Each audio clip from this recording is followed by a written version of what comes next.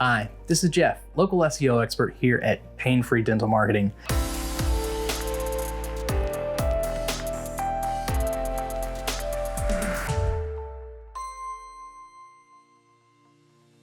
All right, so we've come to the actual ad creation. As we do this, we want to make sure that we're thinking strategically as to how to be better than the other practice down the street. What can we do here that's going to make our ads stand out and be better and more responsive to our patients' needs?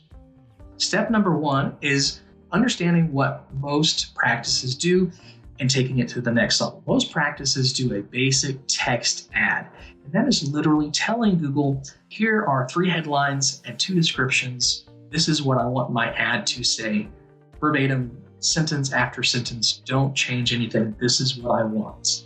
It's basically telling Google's artificial intelligence, you're not as smart as me.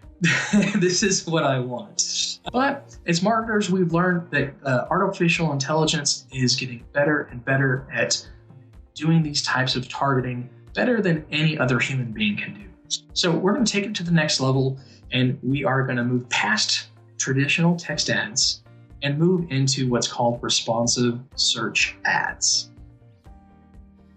So responsive search ads, again, the main difference here is instead of just telling Google, this is the ad that I'd like to show, which is an example over here, in a responsive ad, we are going to give Google multiple options and allow it to actually figure out what is the best combination of text and descriptions that will provide my patient with what they need to see to click and call my practice. So again, we're going to skip past the traditional text ads. So go ahead and scroll down, select cancel, and move over to responsive search ads. So again, it looks pretty similar. The main difference here is we have much more options as far as headlines and descriptions that we can add to our actual ad. Also to the right, it's going to give us a section here that's going to kind of give us a little mini grid and also some suggestions. This is not foolproof, but it is a good thing to look at from time to time to see if they have any suggestions on additional things that we need to add to our newly created ads. So go ahead, I'm going to type in some headlines here and some descriptions. Again, with this, we are looking at sedation dentistry. So I'm going to go ahead and just add a few headlines here that talk about sedation as far as this fictional practice goes.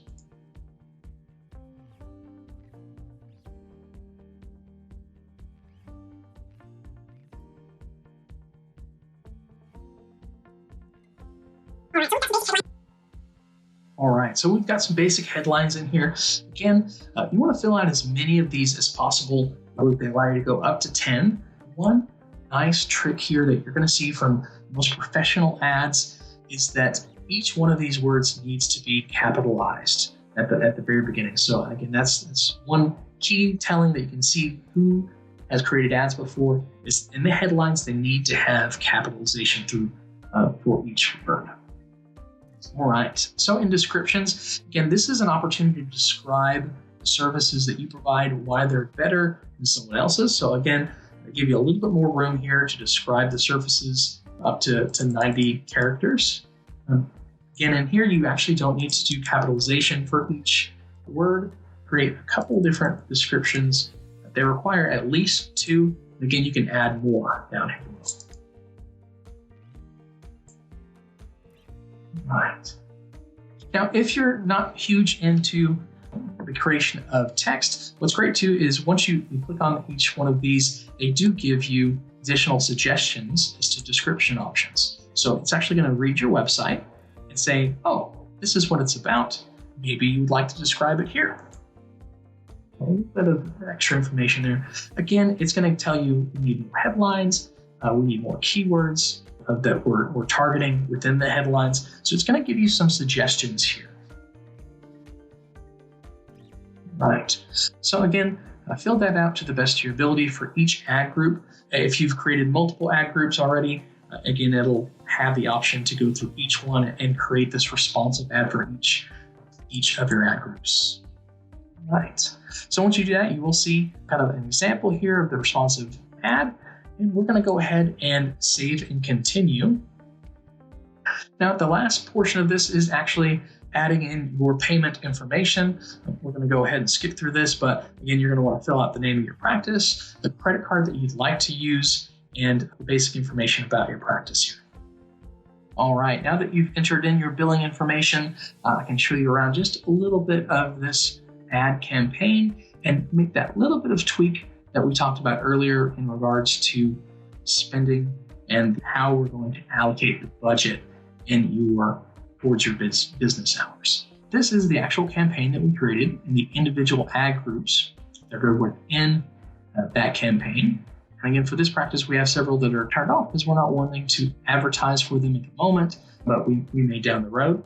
So let's jump into, again, you want to make sure that you are at the campaign level here by selecting it here, and then going down to more and ad schedule. Now within the ad schedule, again, this is where we have the opportunity to tell Google during these specific hours, we'd like to pay just a little bit more, and during these other hours, we'd like to pay a little bit less. So again, in this bid adjustment section, you can click on the pencil button here for the hours that you're all open, so 8 to 6 on Mondays, and increase the bid by 15%. Again, that'll just give Google a little bit more incentive to show your ad a little bit higher during those office hours. Now, during those nighttime hours of 6 to 10 p.m., we're actually going to tell them we want to show up, but we don't want to pay as much for that spot. So we are going to actually do the same thing, but negatively, so decreasing it by 40%.